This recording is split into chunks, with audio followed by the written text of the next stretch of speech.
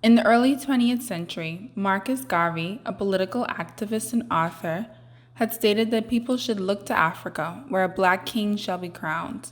He shall be your redeemer. When Haile Selassie was crowned Emperor of Ethiopia on November 2nd, 1930, people who followed Garvey's work closely saw that moment as the fulfillment of the prophecy and chose to praise Selassie, thus the birth of Rastafari. The term Rastafari comes from Ras Tafari Mekonnen, the pre-regnal title of Selassie.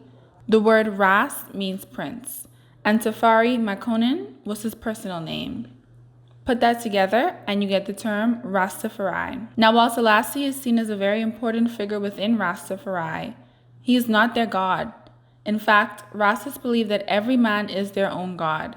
So Jesus Christ in Rastafari was just a man, similar to you. When Selassie visited Jamaica in 1966, he told the Jamaicans that he didn't want to be worshipped because he was mortal and would be replaced in the future. He wasn't keen on uniting black people, but instead on building his Ethiopian empire, and he even identified as a Christian. But regardless of his own beliefs, Rasta still preached about him being the redeemer for black people.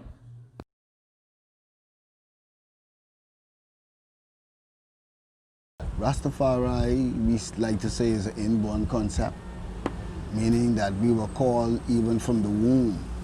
So, as a child, when you go into your remembrance and your memory, you would see things, or you would remember things, like you maybe wanting to be a Rasta, or maybe you made a stop eating meat at an early age, or whatever. For me, I always wanted long hair.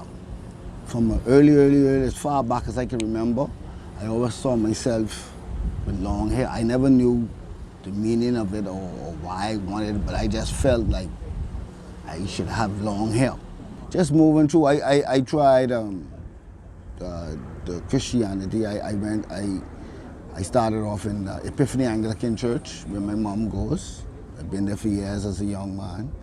And coming into my own, I went to a few Pentecostal type churches. I wouldn't call too much names. But I wasn't feeling it. I saw people like in the Pentecostal church, they would like get the spirit and the pastor would touch them, and but I just never felt this. I was always like, I ain't getting this feeling with everybody feeling. And I really wanted to serve the Lord. So I just keep searching in my soul, and through reasoning with ones and ones, old schoolmates, a big brother by the name of Priest Otis. At the time, he was a Bobo priest, a Rasta man, and we had a lot of reasoning. We had a lot of reasoning back and forth, back and forth, back and forth. And then this time I was searching for that zeal, for that, for that rock to hook my anchor on. And after a few reasonings with Priest Otis, I literally went to bed one night and woke up the next morning declaring that I am a Rastafari.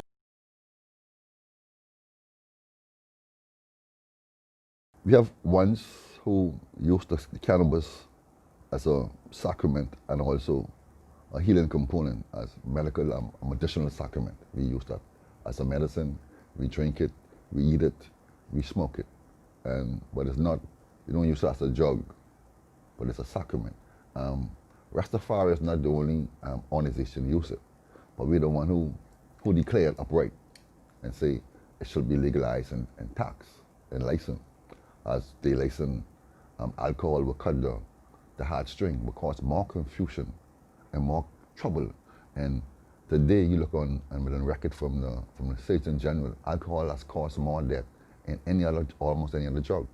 And then you check the Surgeon General again, and marijuana hasn't caused one, not even one death. They could prove that was caused by overdose of marijuana in the United States. And of course, we get psychosis, feeling and some people can't handle it. That's like some people can't eat grape, some people can't eat mango. They have a reaction. So some people have a reaction when they use the cannabis as they smoke it. So if you find yourself have a problem smoking it, it still benefit to your body where you could drink it, where you could eat it in a different form as a medicine.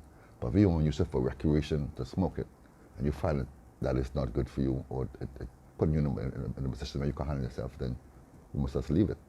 Like some people can't drink one beer, and the next month they drink 24 beer. So that's what it is. But overall, it's a good thing. Overall, the world proving it now that it's a medicine. It's have benefits. So I think we'd be on a good side saying, look into this some more. Don't take what the system telling you about this. This is good for our use. This part of our herbs.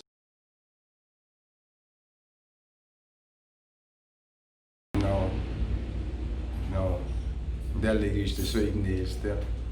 You know what I mean? Yeah. And what is that age? On What is that age? 18 to 21.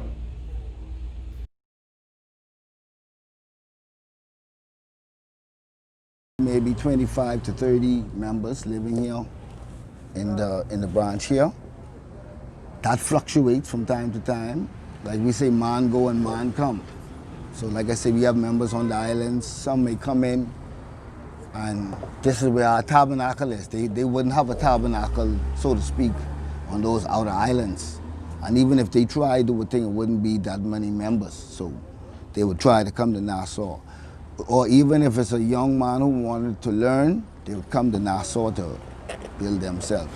So we would have maybe 25 to 30 members here, and throughout the country, on the whole, I would say 10,000 plus. Yeah. It's not a requirement to have the robe and the turbine or locks.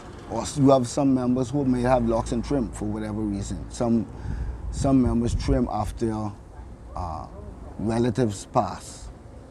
You understand? Not everyone do that, but some people do that. Some trim because they reach a point in time in their life where the self-reliant thing may not be working right now, so they may have to go to get a job. And responsibility supersede at this particular moment. So all in all, it resides in your heart. First and foremost, Christ said he wants your heart. Render to him your heart, and he will give you ever-living kingdom.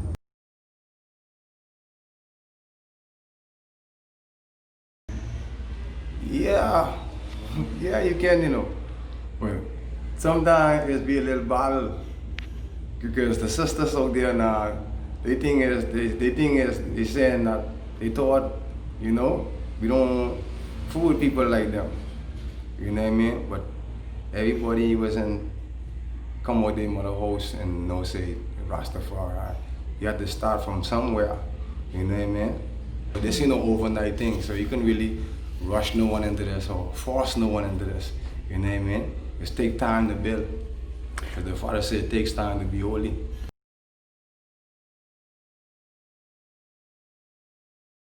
I think, remember now, in our Bible, what we accept King David, we accept King Solomon, and they had numerous of wives and numerous of concubines.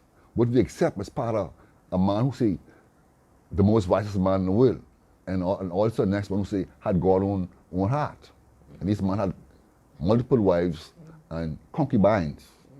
So, in Botswana and I think part of South Africa, you have where the constitution they can marry like four wives. I think that's the most you can marry in, I think, right now in Africa. Tell from the Muslims, they have concept they can marry 3-4 wives also. But the normal African concept is mostly 2 wives, 3 wives, mostly 2, mostly man. And in all black community, if a man get 1 wife, it's hard to find a black man would marry 1 wife and stick to her all his life. He will scheme whether she know that or not. Because that's part of him. That is part of him.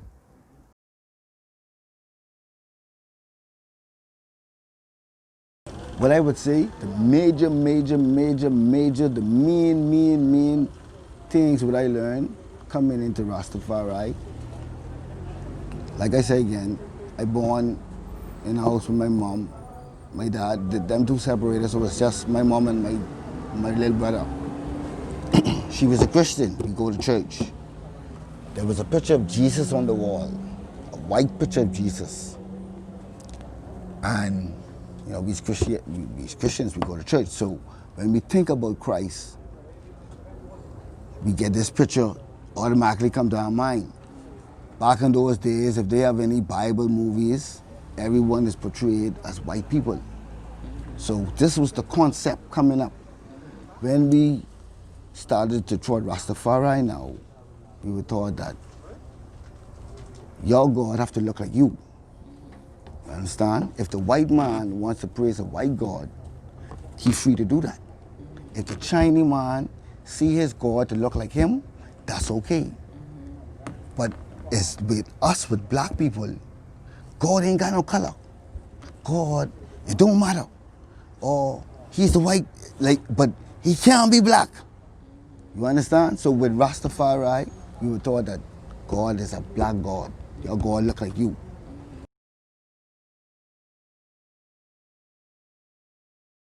No. Ain't true. Ain't true. I myself has used them things.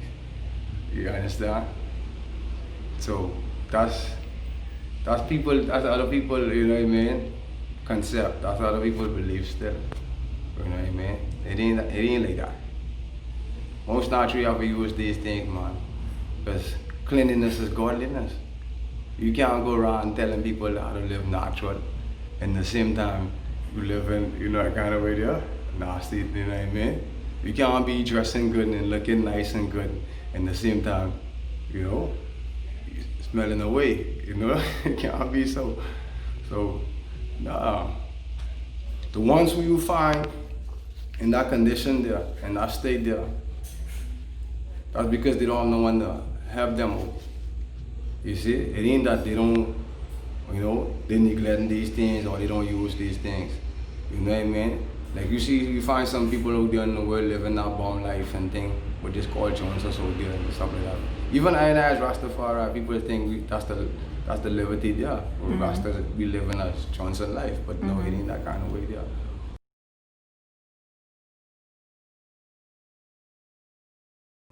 Right now we live in a white man heaven and a black man hell. The Bahamas is a white man heaven and a black man hell. Jamaica is a white man heaven and a black man hell. All through America, all through Europe right now.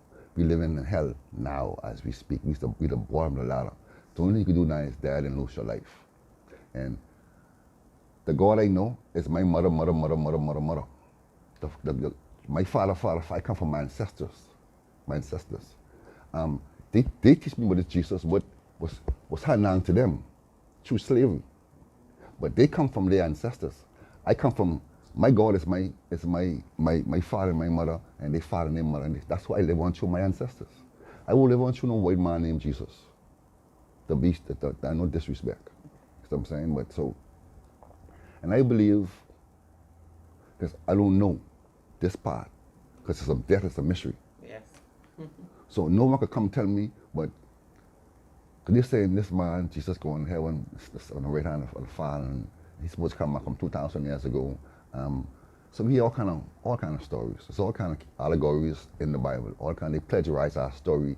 They do a lot of things. That's the Bible has over 200 contradiction itself. So we have to be wise with that book. And the book is an incredible book. It has a lot of good stories that inspire us, but also it can take us off our true journey to really liberate ourselves. So when it comes to the Christians and the Muslims, it's just to do good. That's why I say a man of right is God. A man of woman, a woman of right is a goddess. You don't have to die to see God. That's why I say, when I see my brother, I say, blessed love my Lord. Because I see him as a Lord now. I don't have to dare to see the Lord.